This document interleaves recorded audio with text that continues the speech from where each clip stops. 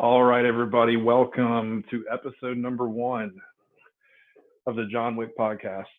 Very, very excited to get this started. It's been a lot of time and energy spent on this, especially this evening with my guest that's going to be in here.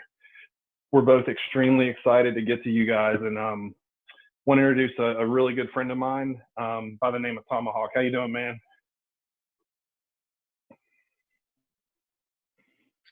Man, I'm doing really good over here. Excited to get this out, get our word out, and let this thing rolling, man.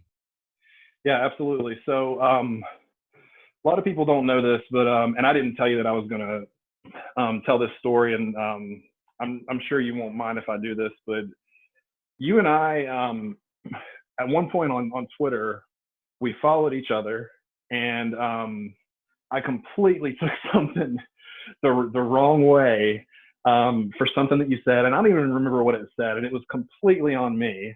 It was when I first started on Twitter, and I blocked you.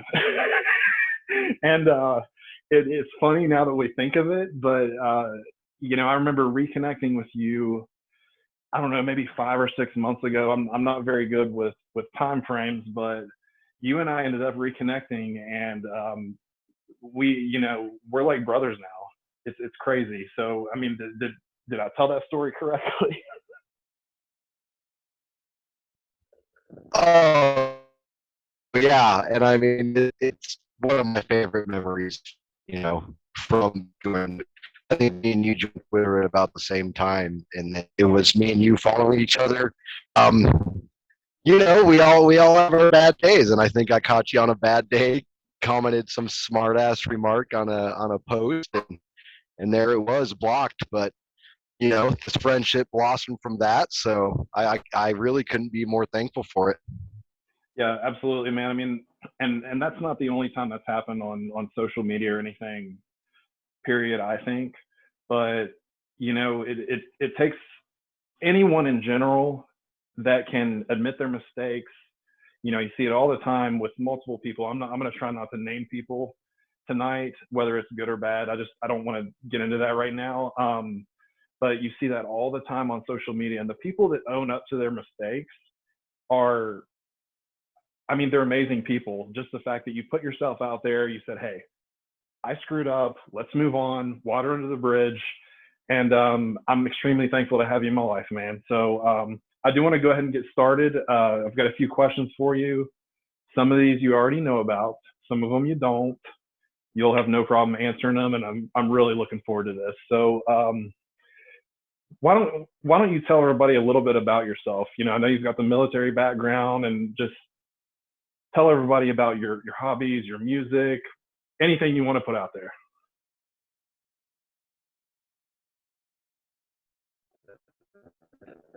Yeah. So born and raised here in northern Colorado. I actually currently live only about an hour from the town I was born and grew up in. So, pretty small town life. Other than the joining of the military, that was just it 9/11 really led to the main decision. And talking to my dad about joining the military, you'll never do it. So once I did it, it was don't go infantry. So here I am, 18 years old, signing up, and what MOS do you want? And all I hear is dad in the back of my head, don't go infantry. So I went that route. Probably not the best decision, but it was fun. 6 years, 6 years in the Army infantry, one deployment to Iraq, two to Afghanistan. Tons of memories, good memories, bad memories, but it's ultimately what led me to my awakening, being in, seeing the workings, going to all these foreign for it in the long run. Um, Other than that, I mean, main hobbies are just hanging out with my girls. I got three daughters, 14, 11, and 9, and they're just Wow. my life's really dictated by them. It's whatever they want to do. So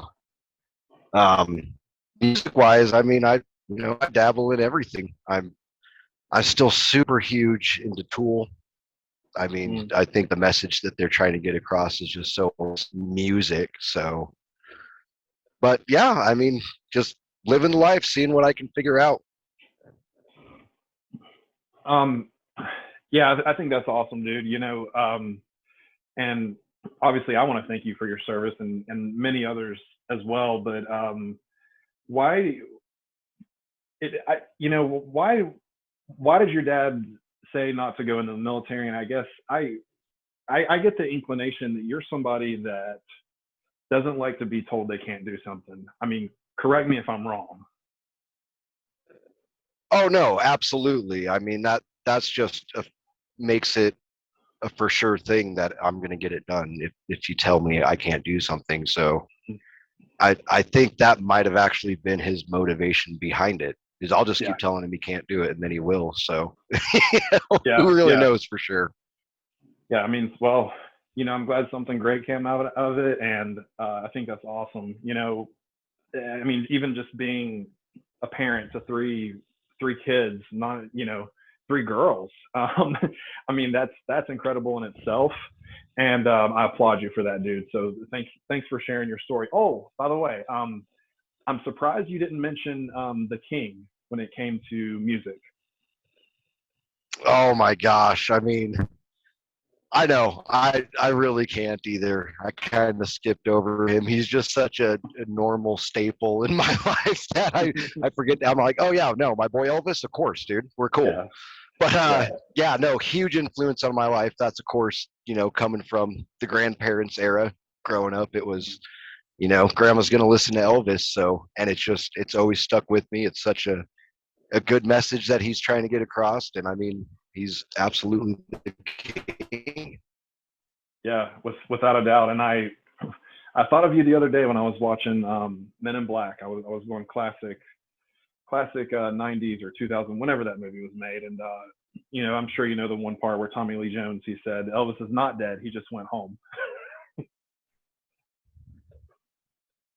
Oh yeah, no, absolutely. Back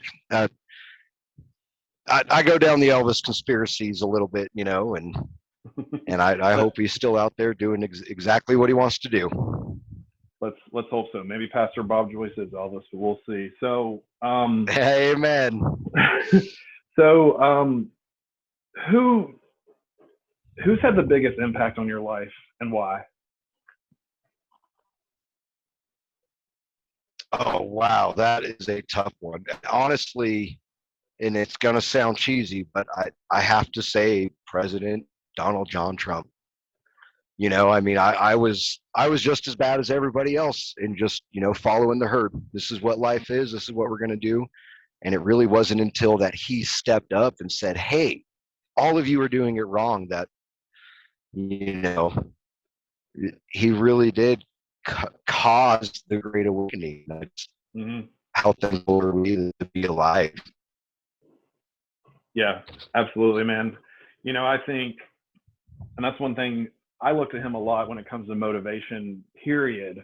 Just for the fact that he's not a career politician.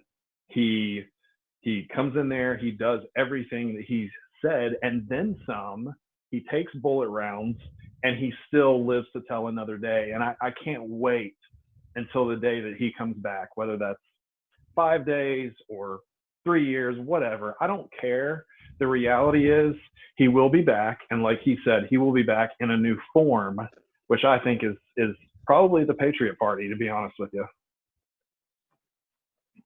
Oh, I absolutely have to agree with that. I mean, if one thing he's shown us how corrupt the two-party system is, and I think just coming in and making it all anew is absolutely what happened.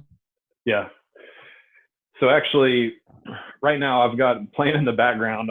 Obviously, you can't hear it, but playing in the playing in the background right now is one of my favorite movies, hands down, The Patriots.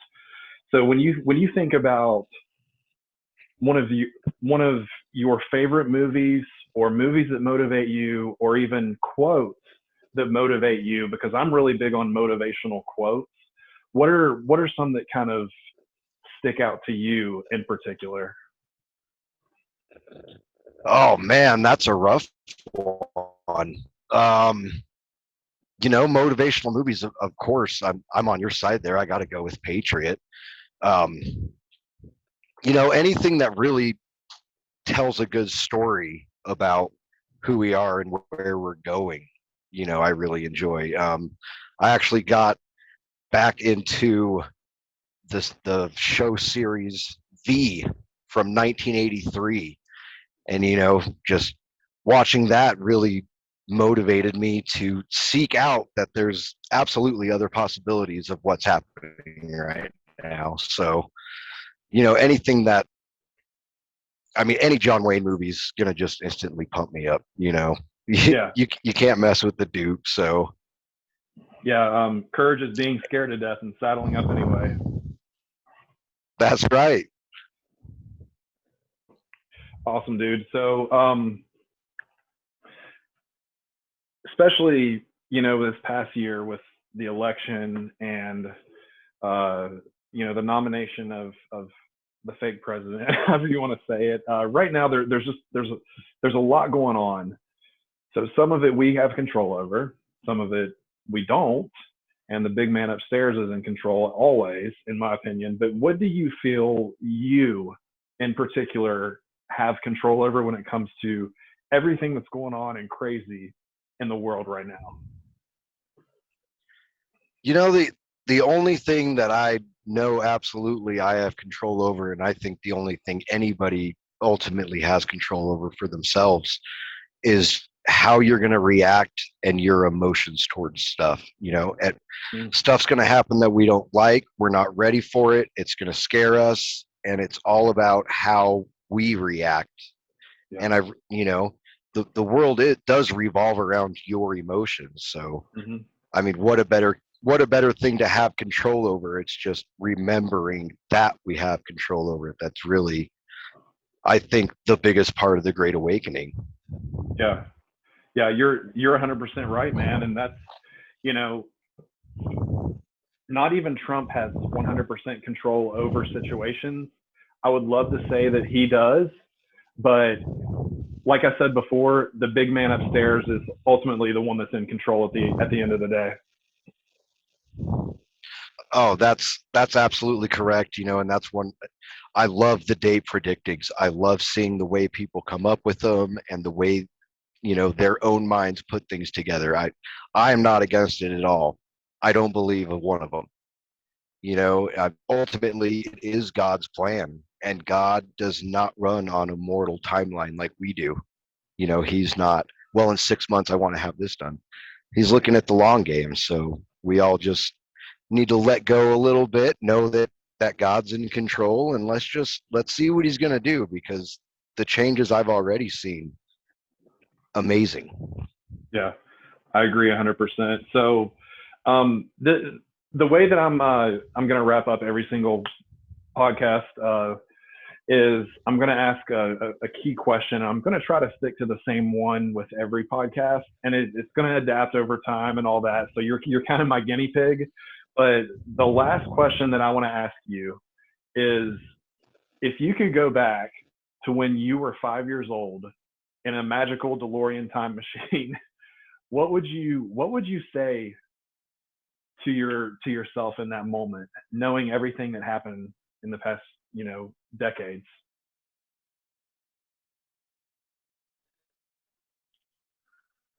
Man, that's a deep one. Um, 5-year old me, I, you know, keep, you're doing, and just keep going. And I think that's what I certainly tell my kids.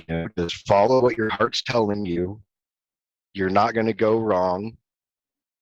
Give it all to Almighty God, and just follow the path He's putting you on. He's got us all here for a reason. Just follow His signs and do good. We know right and wrong. Stay on the right side of things, and everything's going to turn out okay. Yeah, absolutely. I think you're 100% spot on, dude. Uh, and I think you know it's it's easy to look back and say you know what, I would have done this differently. I would have done that differently. I would have done this. But at the end of the day, it happened. We can't change yesterday, but we can learn from the past. And I always say you can't drive a car by looking in the rearview mirror, if you know what I mean. So that has always stuck with me. And I think you had an amazing answer to that question. Uh, I do want to wrap this up. And I do want to say, man, you know, kind of like I said in the beginning, you know, there's a reason why I chose you to be first on the podcast when I did. And when I look at somebody who is a fighter, and I don't necessarily mean on the physical battlefield, when I think about somebody who has your back, somebody who is a patriot, somebody who is a family man, somebody who loves his country and God, it's you. And dude, I appreciate our friendship, and you did awesome tonight, and I can't wait to get you on for the next one. And I love you like a brother, and I mean that, man. Oh, that's awesome. The honor is all mine, believe me. I mean, I was so thrilled that I was even chosen for a single podcast, let alone number one. So, I mean, really, thank you. It's so awesome. Really, the last thing I would want to hit before I go is, you know, Q has said it however many times we've said it. It's kind of become a motto, but there are no coincidences. Yeah. And once the biggest part for me was letting go, realizing that, and just rolling with it. So, but Yeah. I love you, man. You're my brother forever, and I really appreciate it. Yeah, absolutely, without a doubt, man. Well, we will circle back, and appreciate everything you do, man. Thanks for all the help tonight. Thank you. Absolutely.